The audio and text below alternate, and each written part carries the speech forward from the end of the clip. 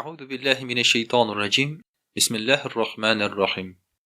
Assalamu alaikum wa rahmatullahi wa barakatuh. Muhtaram Müslüman kardeşler. Ramazan ayları mübarek bulsun. Allah'ı Teala tutkan urazalarımızı kabul kılsın. Ramazan ayı bizning uraza ayıgına tugul. Ramazan ayında uraza tutu bilen bir retten İslam dininde nindi izgi gameller bulsa, şularının bitinisinde kılırga tırışabız. Sadakalar da biremiz, kişilerini de aşatabız, içirtemiz, hem namazlarımızı kübürek okuyubuz, mesela isteme namaz, teravih namazı okuyubuz, hem indi elbette Kur'an okuyubuz. Çünkü Ramazan ayın biz Kur'an ayı deyip etsek de buladır. Kaybir kişiler, yıl boyuna Kur'an'ın kullarına tutup karamağın kişiler, mene şuşu Ramazan ayında Kur'an'ı alıp, anın tuzanın sırtıp, okurga tırışalar. Kim indi uzi Kur'an okuy almay, teravih namazlarında tırganda imam artından Kur'an'ın okulganını tınlap tıra. Hem köp uçarakta Ramazan ayında teravih namazlarında tuğlusınca Kur'an hatim kılına. Demek Ramazan ayın biz Kur'an ayı dip eyti alabız. Kur'an turunda köp silerge bola. Amma hazırgi vakitta siler kitasi kile Kur'an'ın til mucizası turunda.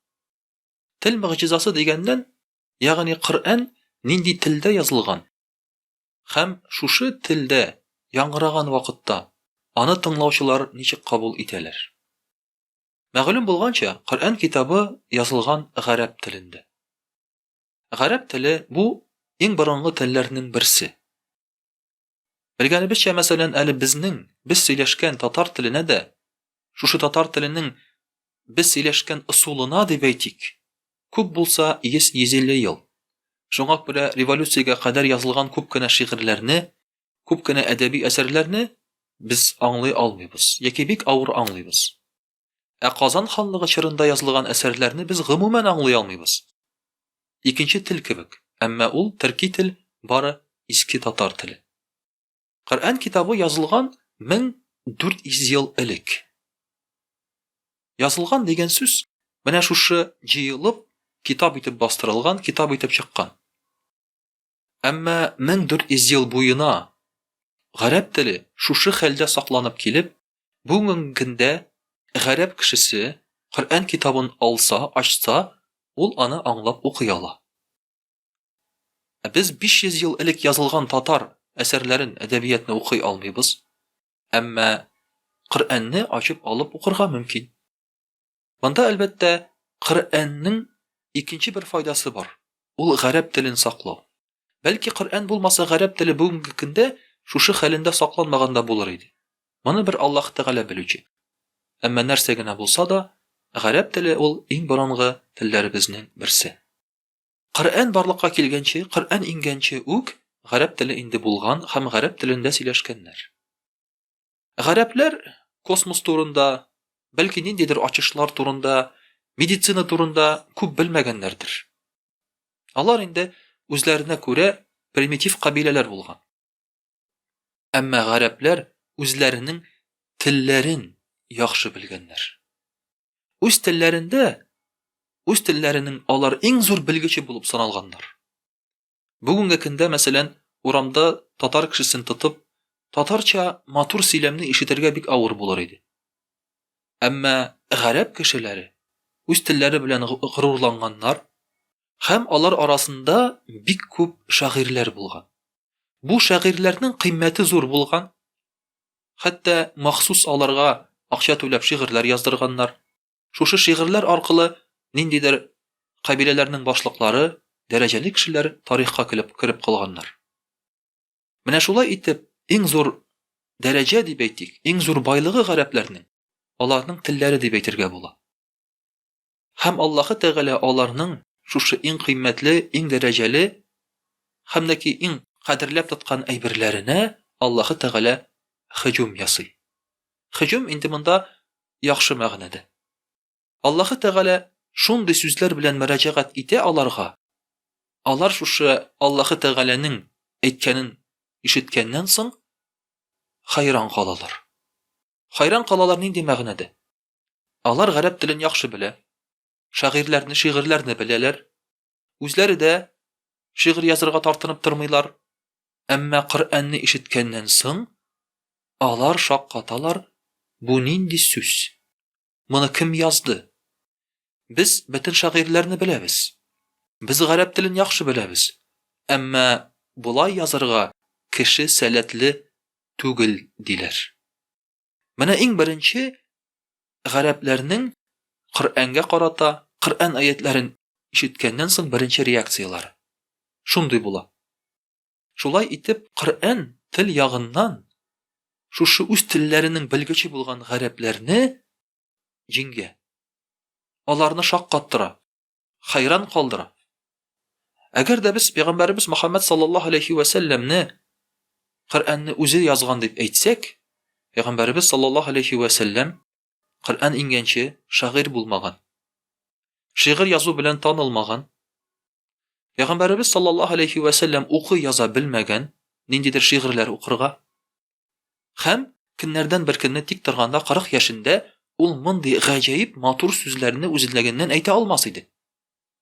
Һәм шуңа күрә Мөхәммәд саллаллаһу алейхи ва сәлләм үзе язган бу әйберне дип аңа бер кем дә әйтмәде, сылтамады. Аңа әйттеләр: "Син сихерче, син багучы, син каяндыр буларны истән аласың, шайтаннардан аласың, ниндидер күрелмәгән дөньядан аласың" диләр. Үзең яздың димиләр, чөнки гарәпләр бик яхшы аңлыйлар. Бу сүзләрне кеше әйтә алмый, кеше яза алмый. Кайберәүләре Мөхәммәд шигырьләре дип әйтсәләр дә, күңелләрендә алар бик яхшы аңлыйлар. Бу сүзләрнең, гарәпчә сүзләрнең, гарәпчә аятларның, сүрәләрнең кемнәндер башка заттан икәнен. Һәм шуңа күрә чын шагыйрьләр, шушы гарәп телен белгән шагыйрьләр күбесе ислам дине кабул итәләр, гарәп телен ишеткәннән соң, Qur'анны ишеткәннән соң. Кайбер шагыйрьләр исә гомумән шигырь язудан туктыйлар. Чөнки шагыйрь өчен матур итеп, бөтен кешене хайран калдырырлык итеп шигырь язу ул бер дәрәҗә. Әмма син Qur'анны уза алмасаң, димәк синнән дә яхшырак язылган бар икән әсәрләр, шулай бит, нәрсәгә язырга дип, кайбер шагыйрьләр шигырь язуларын гомумән туктаталар. Qur'анга күчәләр. Qur'анны укырга күчәләр. Qur'анны хозурлану белән инде яшиләр.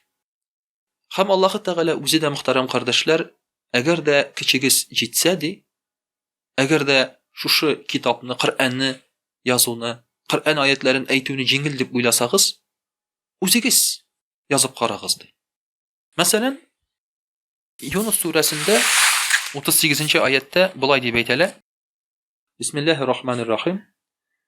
Әм яқулуна ифтараху кул фә'ту бисуратин мислихи вадгу ман истатa'tum мин дуниллаһи ин кунтум садиқин. Аллаһ Тәгалә әйтә, әгәр дә сез уйласагыз, шушы сүзләрне, ягъни аятларны уйлап чыгарылган дип, Мөхәммәд саллаллаһу алейхи ва сәллям тарафыннан, башка кеше тарафыннан шушындый Qur'андагы кебек бер сүрә китерегез ди. Һәм кемне булдыра аласыз? Шуны ярдәмгә чакырыгыз ди.